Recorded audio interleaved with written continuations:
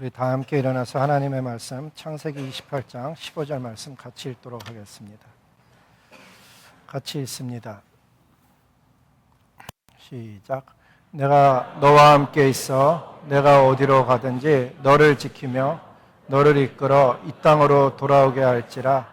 내가 내게 허락한 것을 다 이루기까지 너를 떠나지 아니하리라 하신지라. 아멘.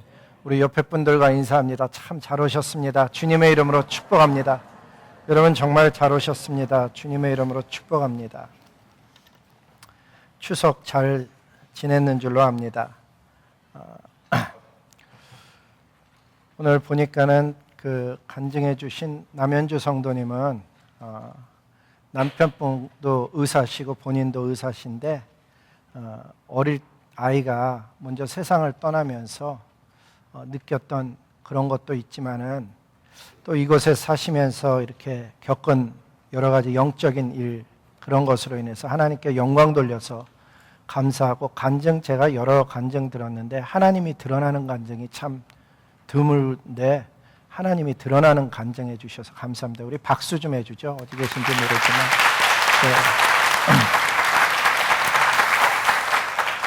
그리고 오늘 기도해 준 김지수 자매님은 개인적인 일 얘기해도 되나 모르겠는데 이번 9월에 뉴욕으로 떠나요. 위에서 기도해 줄 때 좋은 배우자 만나도록 여러분 기도 좀 해주시기 바랍니다. 그건 박수 쳐야 되나? 본인이 막 박수를 치네. 그리고 보니까는 옛날에 여기 세라 선생님도 있었고 크리스 선생님이라고 우리 중고등부에 전설 같은 선생님이 계셨는데 외국 대사관에 이렇게 다니시고 막 그랬는데 오늘 오래간만에 왔어요. 손만 잠깐 들어주세요.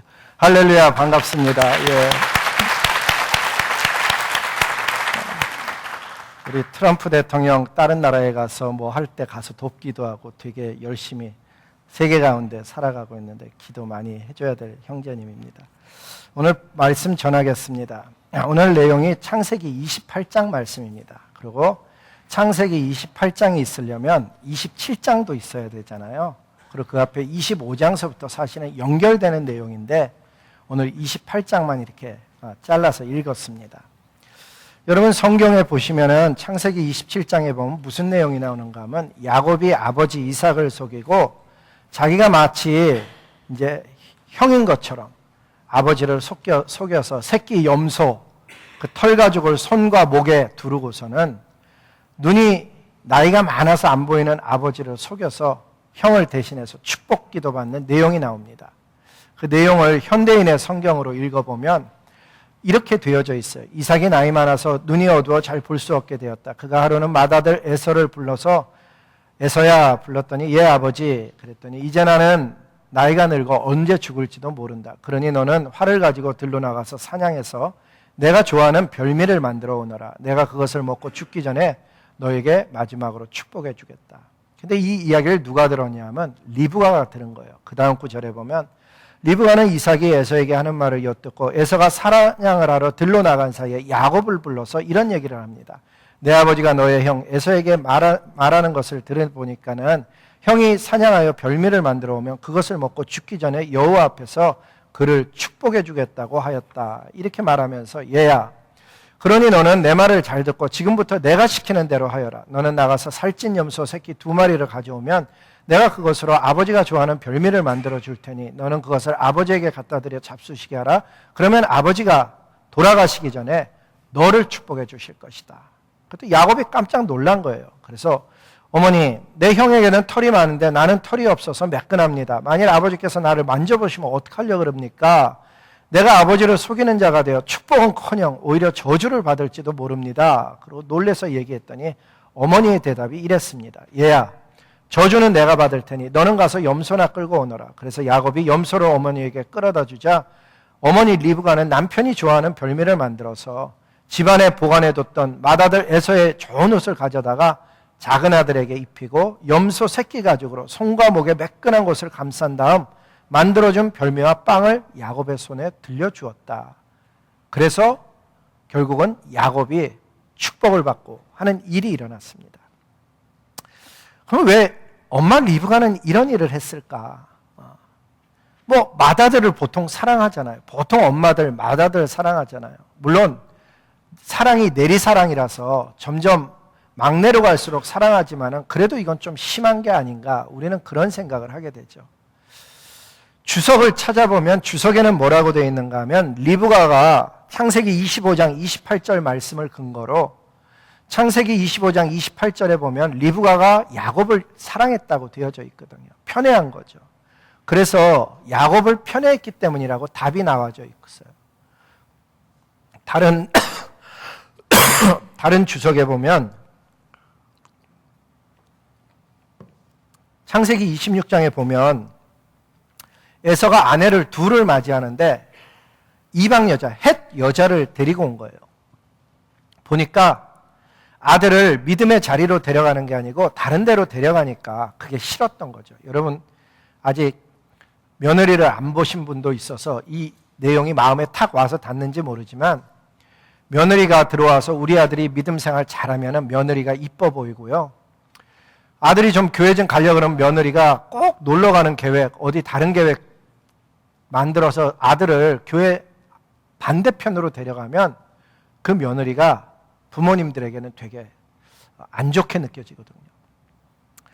주석에서는 창세기 26장 34절에서부터 35장 5절 말씀을 근거로 해서 그것 때문에 야곱이 이렇게 축복받게 한 것이다 라고 주석을 달아놨다는 거예요. 근데 성령 하나님은 사실 그렇게 말씀하고 있지 않습니다. 이 성경의 내용을 잘 읽어보면 에서가 사냥을 마치고 돌아와 보니까 야곱이 벌써 축복을 다 받아버린 거예요.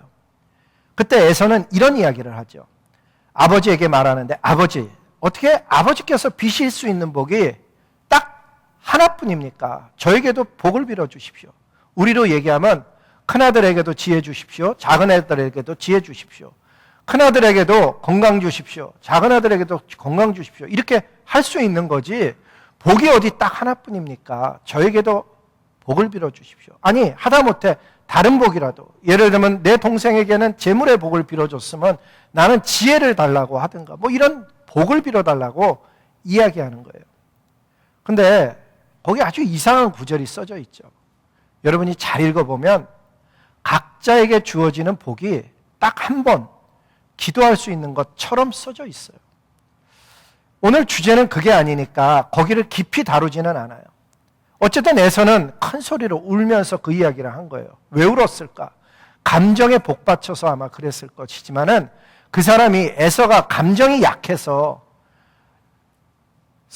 그 어떤 인품이 안 돼서 막 감정적으로만 대한 것은 아니에요. 아마도 괘씸하고 억울하고 분해서 그 분을 못 이겨서 답답해서 이렇게 울었을 거예요.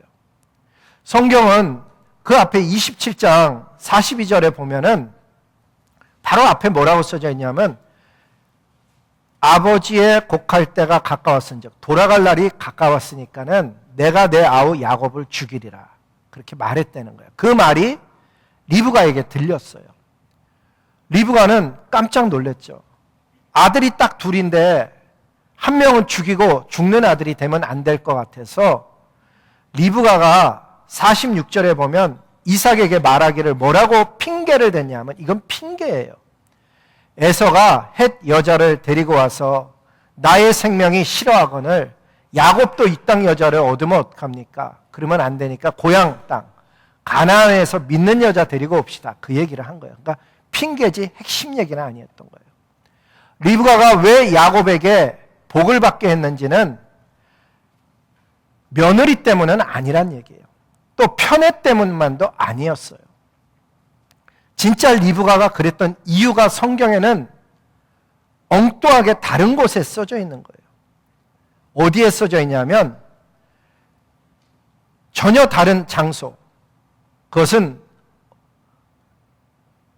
리브가의 삶 속에 전혀 다르게 작용을 했던 이야기가 창세기 25장과 로마서 9장에 써져 있어요. 근데 어쨌든 야곱은 이 일로 인해서 에서의 낯을 피해서 이제 도망을 가야 되는 신세인 거예요. 막 도망을 가다가 밤이 되어서 돌을 하나 주워서 잠이 들었는데 꿈을 꿨다는 거예요.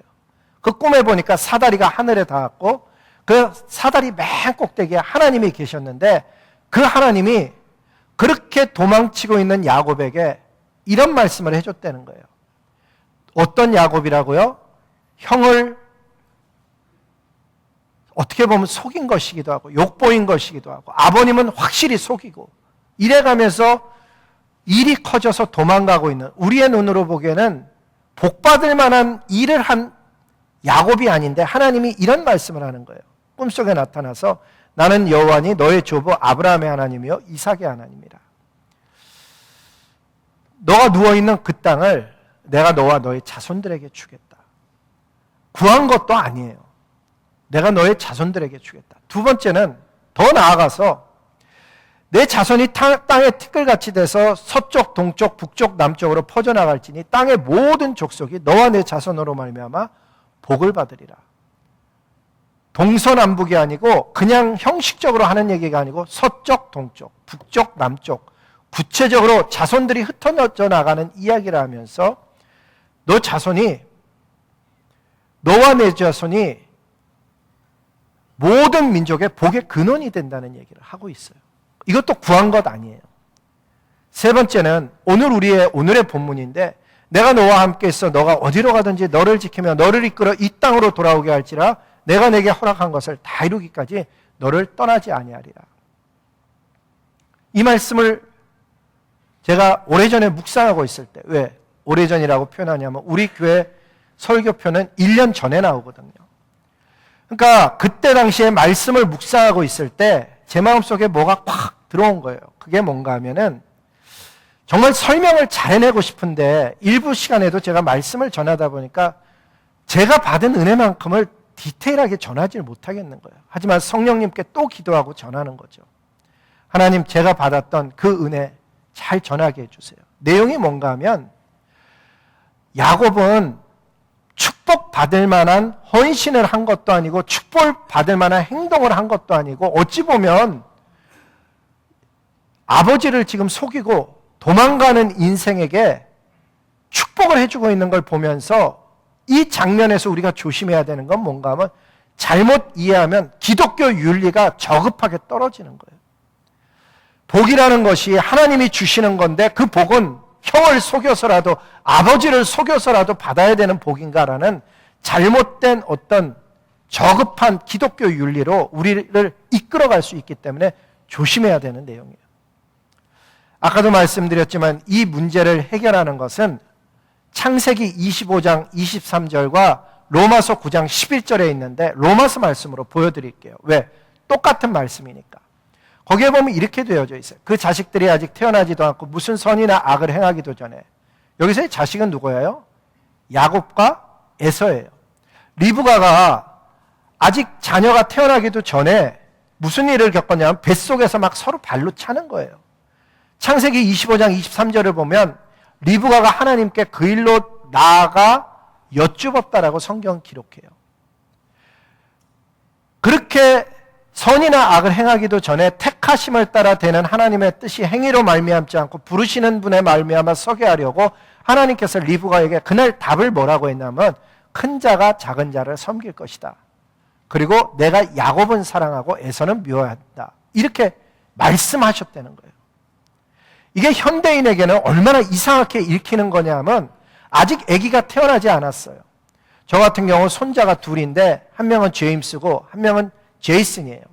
그런데 만약에 하나님이 저에게 말씀하시기를 제이슨은 내가 사랑하고 제임스는 미워했다 그러면 여러분 느낌이 어떨 것 같아요? 아니 더 디테일하게 얘기하면 아이가 뭘 행동을 한 것을 보고 하나님이 그렇게 했으면 이해라도 될 텐데 아직 무슨 액션을 취한 것도 아니고 아직 태어나지도 않은 아이를 데리고 그렇게 말씀하신 것이 이게 굉장히 이상하게 들리는 거예요. 하나님의 말씀을 우리가 받을 때 말이에요. 우리는 어떻게 교육이 되어졌냐면 페어하다, 언페어하다, 공평하다, 불공평하다가 우리에게는 굉장한 거예요. 그래서 저 말씀을 읽을 때 어떻게 느끼는가 하면 하나님은 왜 야곱은 사랑하고 에서는 미워하였지? 이렇게 읽혀요. 저와 여러분이 배운 교육이 그렇기 때문이에요. 근데 예전에 이스라엘 백성들이 저 말씀을 읽을 때는 저렇게 들은 게 아니에요. 그것은 하나님의 주권이기 때문에 하나님께 속한 것이라고 인정하고 받아들였어요. 하나님께 다가설 때 하나님이 택한 사람들은, 저기 택했다는 단어가 있잖아요. 택하심을 따라. 택했다라는 단어와 예정했다라는 단어를 잘 배워볼 기회가 우리에게 좀처럼 없어요. 저도 어려서부터 신앙생활을 했고요. 50년을 넘게 신앙생활을 했는데 어디서 하나님의 택하심과 예정하심에 대해서 자세히 차근차근 가르쳐주는 것 별로 못 경험했듯이 여러분도 그럴 확률이 높기 때문에 강조를 하는 거예요. 하나님은 그렇게 정하셨어요. 왜? 그분은 주권자셔요. 그분은 정할 권리만 있을 뿐만 아니라 그만한 걸 행하실 수 있는 충분한 분이신 거예요. 그 말을 리브가가 마음에 담고 있었는데 리브가가 딱 보니까는 무슨 일이 일어나고 있냐면 남편 이삭이 말이에요. 숨을 거두기 전에 하나님의 뜻은 야곱을 향해서 큰 자가 작은 자를 섬길 것이라고 분명히 말씀했는데 남편 이삭이 말이에요. 사냥해 갖고 온 거 하나 먹고 그러고는 큰아들에게 축복을 해준다 그러니까 막아야겠다는 생각을 한 거예요. 그래서 그 무리한 일을 행한 거예요. 엉뚱하게 맛있는 음식 한 그릇 먹고 장자인 에서에게 축복하는 것이 리브가 보기엔 틀렸다는 거였죠. 그래서 무리한 행동을 한 거예요. 우리는 보는 대로 행동하기가 쉽잖아요. 여러분도 신앙생활하면서 여러분이 옳다고 생각한 그 무엇이 있는데 그것을 주장하는 경우가 있잖아요. 언제 무리하게 할 경우가 있어요. 저에게도 있고 여러분에게도 있어요. 하나님께서는 아비를 속이고 형의 축복을 가로챈 일을, 그래서 도망하고 있는 야곱에게 너 잘했다 그러고 축복하시는 게 아니에요. 너는 지금 그 일로 인해서 힘든 삶의 과정 속에 있지만 그럼에도 불구하고 너는 여전히 나의 사람, 하나님의 사람이 맞다라는 것을 그 어려운 장면 속에서 이야기하면서 잊지 말라고 메시지를 뭔가를 주고 계셨던 거예요. 야곱에게 네가 한 일 잘했기 때문에 지금 내가 축복하는 거야, 그 메시지가 아니라는 거예요. 너는 이런 축복의 자녀인데 지금 네가 한 일은 엉터리 같은 일을 해서 도망다니지만 나는 너를 잊지 않고 데려오겠다고 약속하시기 때문에 너를 이 땅으로 데려오겠다는 것을 이야기해 주고 계시는 거예요. 그리고 네가 그렇게 엉터리 같은 삶을 살았다고 해서 나는 너를 버리는 것이 아니고 내가 너와 함께해서 내가 너를 이곳으로 데리고 와서 네 자손들을 퍼뜨리는 나의 일을 하시겠다고 하나님이 말씀하시고 계시는 거예요. 실제로 야곱은 이삭에게 받은 축복 이후에 효력을 당장 보아서 잘 된 게 아니죠. 오히려 야곱은 아버지를 속이고 형을 욕보인 죄로 인해서 라반의 집에서 20년을 지내는데 어떻게 지냈냐? 혹독한 대가를 치루어서 야곱 스스로 이렇게 고백을 했어요. 창세기 31장 40절에 보니까 낮에는 더위와 밤에는 추위를 무릅쓰고. 여러분, 여기서 나오는 낮의 더위는요, 적당한 더위가 아니에요. 이스라엘에 가보신 분 알겠지만 낮에 온도가 대단해요. 밤에 추워요. 외삼촌 집에서 있는 20년 동안에 두 딸을 위해서 14년, 양떼를 위해서 6년을 지냈는데 품삯을 10번이나 바꾸면서 편안했던 삶이 아니라고 이야기하고 있어요.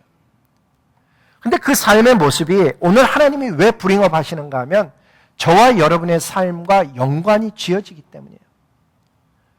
축복을 받기 위해서, 아버지를 속이기 위해서 새끼 염소 양 가죽으로 염소 가죽으로 이렇게 덮어갖고 거짓되게 받는 축복, 그게 모양 만들어야지 우리에게도 있을 수 있다는 거예요. 우리도 축복받기 위해서 형식적으로 하나님 앞에 거짓된 걸 뒤집어 쓰고 나와갖고서는 하나님 앞에 고개 숙일 수 있는 거죠. 그런 우리를 하나님은 뭐라고 하는가 하면 너 쓸데없어, 필요 없어라고 얘기하는 게 아니고 하나님께서 야곱과 같은 똑같은 이야기를 해줘요. 야곱이 언제 그랬다고요? 태어나기도 전에. 저와 여러분을 언제 택했다고요? 성경은 태어나기도 전에 저와 여러분을 택했대요. 성경 어디에 그게 써져 있어요? 에베소서 1장 4절에 써져 있어요. 한번 같이 가서 읽어보겠습니다. 에베소서 1장 4절 시작.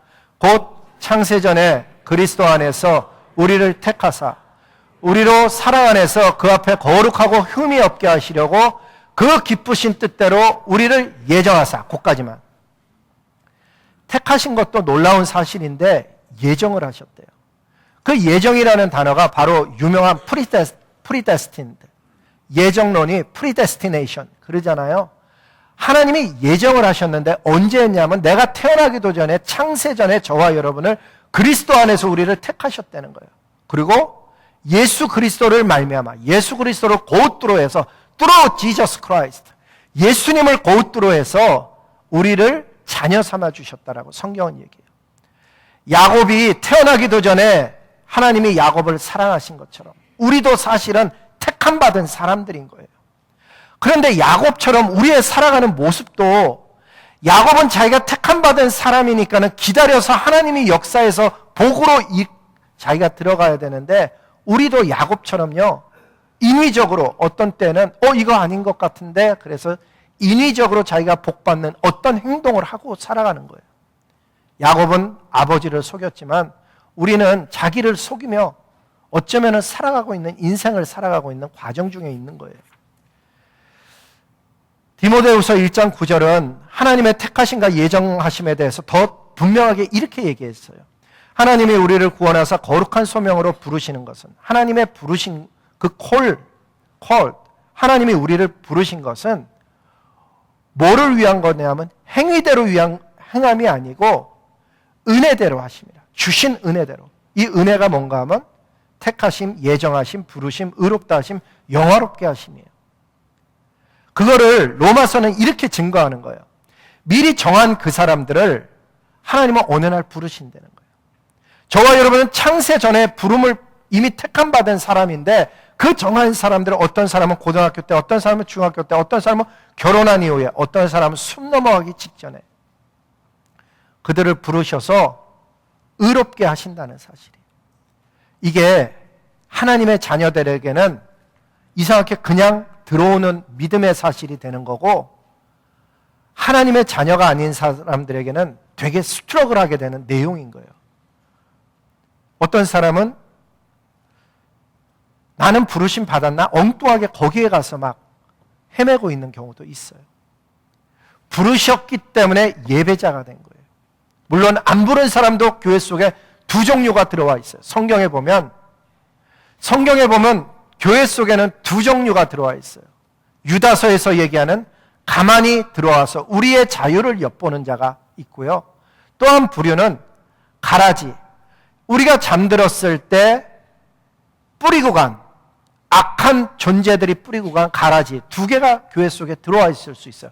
그 제외하고는 전부 다 부르셔서 주님 앞에 예배드리고 있는 거예요. 어떻게 그걸 알아요? 요한복음 6장에 보니까는 하나님이 부르시지 아니하시면 아무도 주께로 나올 자가 없다라고 분명하게 말씀하고 있기 때문이에요. 하나님은 그렇게 부르실 뿐만 아니라 우리를 의롭다 하시고요. 무엇을 통해서? 예수 그리스도의 십자가 보혈을 통해서. 그래서 기독교의 핵심은 십자가가 되는 것이고 부활이 되는 것이고 주님 다시 오시는 재림이 되는 거예요. 영화롭게 하셨느니라. 마지막 날 주님 이 땅에 임하셔서 우리의 삶이 지금도 영화롭게 하셨지만 그날은 영화롭게 한 것이 완전히 꽃피는 날이 올 거예요. 그래서 justification이나 glorification, justified 된 거나 glorified 된 것은 전부 다 과거형으로 쓰여진 거예요. 우리를 의롭게 하신 거예요. 누구를 통해서? 예수 그리스도를 통해서. 이렇게 주님을 만나게 되면 신앙이 진짜 새로워져요. 어떻게 새로워지냐면 저 어느 것에도 내가 노력하거나 수고해서 헌신해서 받은 구원이 아닌 거예요. 일방적으로 하나님이 주신 구원이고 하나님이 건강 주셔서 헌신하게 하셨고 하나님이 은혜 주셔서 예배자가 되게 하셨고 하나님께서 웬 축복인지 온 가족을 믿게 하셨고 하나님께서 나를 이 자리까지 이끌어 오셨다는 게 깨달아지면 내가 한 게 없는 거예요, 사실. 그게 깨달아지면요 하나님 앞에 겸손한 사람이 돼요. 그래서 성경에 보면 자기를 비하해서 하는 얘기가 아니고 깨달아져서 하나님 나는 무익한 종입니다. 그렇게 표현했던 거예요. 깨달아져서 어느 날 주님 앞에 갔을 때 면류관을 씌워주는데 면류관을 거꾸로 벗어드리며 이건 주님이 다 하셨는데 제가 쓰기에 부담스러운 겁니다. 드리게 되는 거예요. 우리는 어리석고 거짓되고요, 교만하고 더럽고 무익한, 다 치우쳐서 선을 행하는 자 없나니 단 하나도 없다는 로마서 3장 12절의 말씀 같은 그런 존재인 거예요. 우리가 스스로를 비하한 게 아니에요. 목회자된 제 속에 성도님으로서 살아가는 거룩한 백성인 여러분 속에 어리석음과 연약함과 더러움과 교만함과 거짓됨과 무익함과 치우침이 다 있는 거예요. 그런데 그런 저와 여러분을 향해서 오늘 주님은 이런 말씀을 다시 하신 거예요. 내가 너와 함께 있어. 내가 어디로 가든지 너를 지키며 너를 이끌어 이 땅으로 돌아오게 할지라. 저 말씀이 옛날에 저 젊었을 때 20대 때는 저 말씀을 되게 많이 읽었어요. 하나님이 어느 날 나를 조국 땅으로 부르시거나 뭐 그러시겠지. 그리고 되게 좋아했었어요. 여기서 산 세월이 이제 한국에서 산 세월보다 더 많아져서 저걸 어떻게 이해해야 될지 아직 사실 잘 모르겠어요. 그냥 제 마음속에는 이 땅으로 돌아오게 하리라의 이 땅을 제가 꿈꾸는 어떤 땅, 믿음의 땅이라고 지금은 생각하면서 읽어요. 어쨌든 하나님께서 저에게 허락한 모든 것을, 여러분에게 허락한 모든 것을 다 이루기까지 하나님 떠나시지 아니하시겠다고 야곱에게 말씀하시듯이 오늘날 저와 여러분에게 말씀하고 계신 거예요. 성령 하나님께서 오늘 교회들에게 하시는 이야기가 정말 귀 있는 자는 듣고 깨달아서 내가 어디를 가든지 나를 지키시는 하나님, 그분 때문에 두려워하지 않는 삶을 살아가기를 소망하고 하나님이 허락한 것을 다 이루기까지 떠나지 아니하신다는 그 하나님과 함께 동행하기를 정말 소원하는 거예요. 하나님은 이 어두운 시대 속에 저와 여러분을 그냥 겨우 예수님 믿으라고 구원한 게 아니에요. 저와 여러분에게 좀 더 나은 삶, 행복한 삶을 살아라고 부르신 것이 아니에요. 아니, 어떤 면은 그런 게 포함이 되지만 그게 메이저 리즌은 아니란 얘기예요. 메인 리즌은 무엇인가 하면 십자가의 예수 만나서 죽은 자를 다시 살리시는 예수 그리스도, 부활의 예수를 만나서 다시 오실 이 땅의 왕이신 예수님을 만나서 너의 인생이 땅을 위해서 살지 말고 하늘 위해서 살라고 진짜 우리에게 주시려는 것은 하나님의 나라인 거예요. 그렇다고 땅의 삶을 가볍게 여기라는 것은 절대로 아니에요. 이 땅의 삶을 하늘나라를 위한 삶으로 변화시키라고 주님이 저와 여러분을 부르신 거예요. 이 땅에서 어떤 사람은 진짜 전투하듯이 살아가요. 이 땅에서 같은 예수님을 만났는데 어떤 사람은 사랑하는 자녀까지 데리고 선교지로 떠나는 분도 있고, 이 땅에서 살아가면서 같은 하나님을 만났는데 어린아이들을 데리고 봉사하러 교회에 오시는 분들도 있고, 우리의 신앙의 모습이 다 달라요. 중요한 것은 우리가 신앙의 단계가 다 다르기 때문에 하나님은 어느 단계에 있든지 다 사랑하시는 거 맞아요. 초신자도 사랑하고 헌신하는 분도 사랑하고 성장하고 있는 분도 사랑하듯이 지금 쉬고 있는 분도 사랑하는 건 맞아요. 그러나 한 가지, 잠든 사람은 깨어나야만 하는 거예요. 그리스도를 향해 가는 신앙 속에 잠들지 않도록 하나님 앞에 깨어 있어야 되는 거예요. 그는 잠을 안 잔다는 의미가 아니고 영적으로 하나님 앞에 깨어 있는 삶을 의미하는 거예요. 언젠가 우리도 결심했던 적이 우리 가운데 있는 사람이 있을까? 하나님, 제가 하나님 나라 위해서 살 수 있게 주님 저를 인도하여 주시옵소서. 하나님께서 놀라운 복을 주셔서 이 미국 땅까지 데리고 오셨어요. 근데 하나님 나라를 위해서 살지 않고 여기서 잠들어 버릴 가능성이 높기 때문에 하나님 오늘 이 말씀하시고 계시는 거예요. 내가 너에게 허락한 것 다 이루기까지 너를 떠나지 아니할 테니까 깨어 기도하는 자가 돼서 너에게 허락했던 것을 이루는 아름답고 의미 있고 복된 삶을 살라고 오늘 우리를 흔들어 깨우고 있는 거예요. 야곱은 인간의 수단이나 거짓이 아닌 기도로 씨름할 때 진정한 축복을 받았어요. 야곱이 고생하면서 재산 모았거든요. 그래서 이제 하나님이 돌아가라 사인이 있어서 돌아가는데 형 에서가 나온다는 거예요. 혼자 나오는 것도 아니고 한 10명 데리고 나오는 것도 아니고 400명을 데리고 마중 나온다는 소식을 들었을 때 에서는 겁이 났어요. 왜? 형이 오려면 그냥 오지 왜 400명이나 데리고 올까? 이거는 분명히 나를 치러 오는 것일 것이다. 그래서 하나님 앞에 나가서 기도하는 거예요. 기도하는 장면이 잘 보면 이렇게 써져 있어요. 아브라함의 하나님, 이삭의 하나님, 주 여호와께서 전에 내게 명하시기를 내 고향 족속에게로 돌아가라, 내게 은혜 베풀리라 하셨나이다. 이 아브라함의 하나님, 이삭의 하나님이란 문구가 어디서 봤어요? 아까 돌베개 베고 잤을 때 하나님이 나타나셨을 때 자기를 소개할 때 나는 너의 조부 아브라함의 하나님, 내 아비의 이삭의 하나님이라고 소개해 줬기 때문에 그 하나님께 그대로 클레임하는 거예요. 이 말씀의 요점이 뭐예요? 하나님이 가라 하시지 않았습니까? 그런데 와보니까 형이 400명이나 데리고 온답니다. 하나님. 이게 도대체 무슨 일입니까? 그 이야기예요. 그 다음 구절에 보니까 종에게 베푸신 모든 은총과 진실하심을 감당할 수 없사오니 내가 지팡이만 가지고 이 요단을 건넜더니 지금은 2때나 이루었나이다. 어떤 사람 미국 올 때 많은 걸 가지고 온 분도 있지만 여러분은 얼마나 가지고 왔어요? 그리고 지금은 얼마나 이루었어요? 얼마나 이루어 가시기를 원하셔요? 우리가 야곱과 같은 길을 걷고 있다니까요. 그러면서 이런 기도를 마지막으로 드려요. 또 드려요. 내가 주께 간구하오니 내 형의 손에서 에서의 손에서 나를 건져 주시옵소서. 내가 두려워하면 그가 와서 나와 내 처자를 칠까 겁신하기 때문이니이다. 32장 11절에 그렇게 얘기하고 있어요. 그러면서 하나님 앞에 하나님이 하셨던 얘기를 기억해내는 거예요. 주께서 말씀하시기를 내게 반드시 너에게 은혜 베풀리라. 그래서 너 씨로 바다에 셀 수 없는 모래와 같이 많게 하리라고 주님이 나에게 약속하지 않았습니까? 그러니 내 생명을 구원해 주십시오. 그날 밤 자기는 혼자 야복강가에 남고요. 자녀들은 다 강을 건너게 해서 앞서 가게 했어요. 그리고 천사와 씨름을 하는 거예요.